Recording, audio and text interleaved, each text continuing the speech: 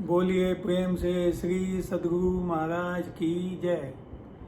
मंगल मूर्ति सतगुरु मिलवे सर्वाधार, मंगल में मंगल करण बिनवो बारंबार। धन्य धन्य सतगुरु सुखद महिमा कही न जाए, जो कछु कहूँ तुम्हारी कृपा मोते कछु न कहा।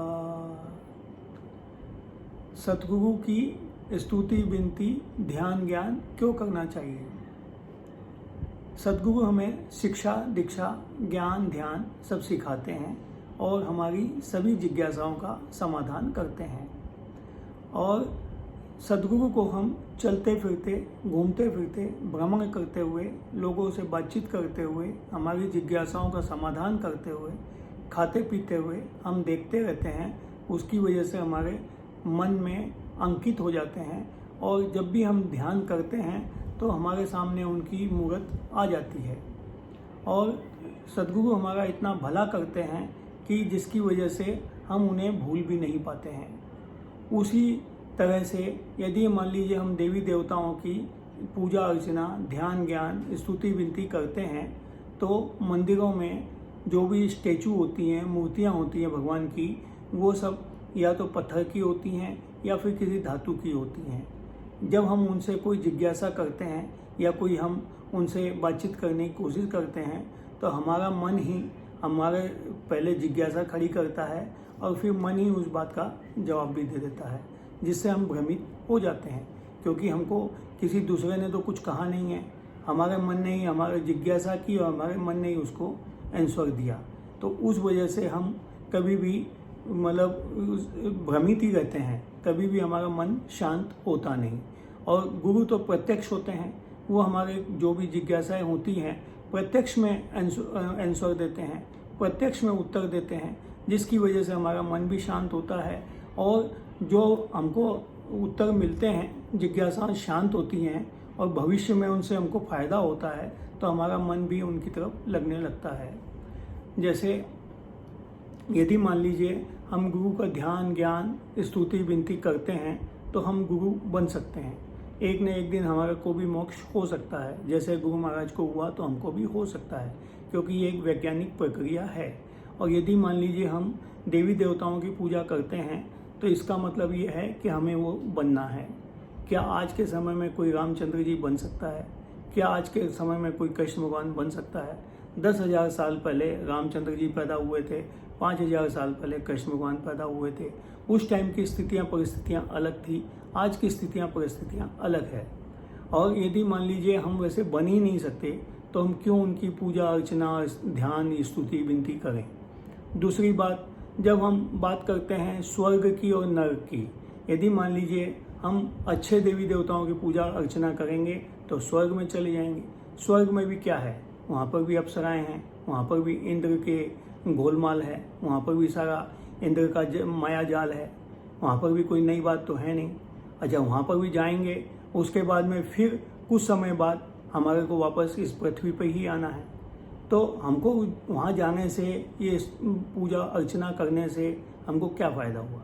और मान लीजिए कोई हम ऐसे देवी देवताओं की पूजा करते हैं जो हमारे को गलत साधना पद्धति से गलत देवी देवताओं की पूजा अर्चना करके नरक में जाना पड़े, तो नरक में तो कहा जाता है कि बड़े बड़े कढ़ाए हैं, उसमें तला जाएगा, बहुत वहाँ पर कई तरह के नई नई तरह की तकलीफ़ें दी जाएंगी, सूल चुभाए जाएंगे और उसके बाद में बड़ी बुरी हालत में फिर से इसी धरती पर जन्म लेना पड़ेगा। तो जब दोनों तरफ से इतनी तकलीफ आराम है और पूजा करने के लिए बहुत सारी सामग्री हमको जुटानी पड़ती है, जब जाके हम पूजा पाठ कर पाते हैं। और उसमें भी कहीं कोई त्रुटि हो जाए तो देवी देवता हमारे से बदला भी ले लेते हैं, वो ज़्यादा देर नहीं लगाते हैं। और पंडित जो पूजा करवाता है वो कुछ ना कुछ हमारे अंदर भ्रम पैदा कर रखता है कि ऐसा नहीं किया ये हो गया, वैसा नहीं किया ये हो गया, ये सामग्री नहीं लाए तो ऐसा हो गया, ऐसा हो गया, ये मुहूर्त टल गया तो ऐसा हो गया।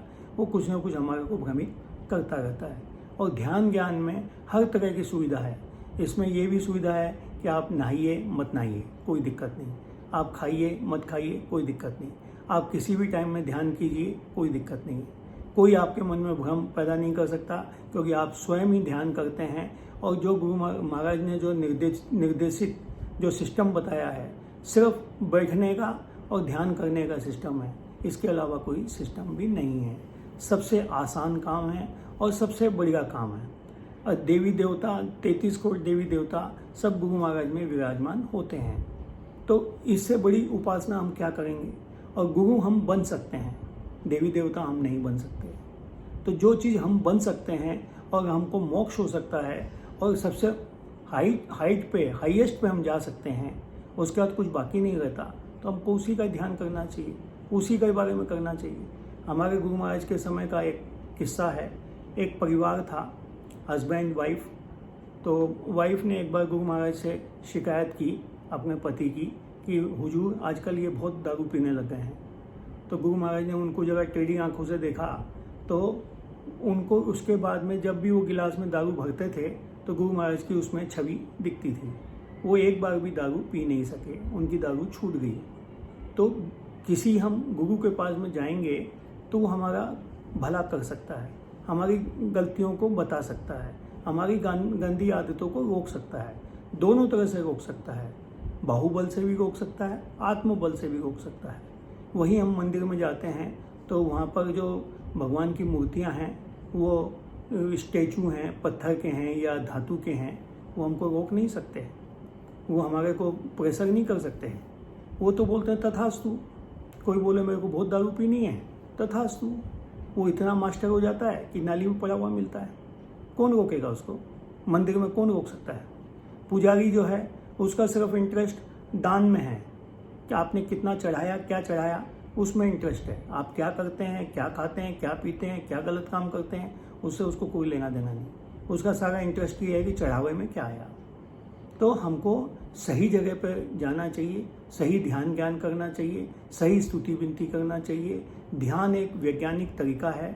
गुरु महाराज जब आपको ये तरीका बता देंगे और आप करने लग जाएंगे तो करते करते एक दिन स्थिति ये आ जाएगी कि आप भी गुरु बन जाएंगे, आप भी ईश्वर हो जाएंगे, आप भी मोक्ष के अधिकारी हो जाएंगे, आप भी सृष्टि का नियंता हो जाएंगे।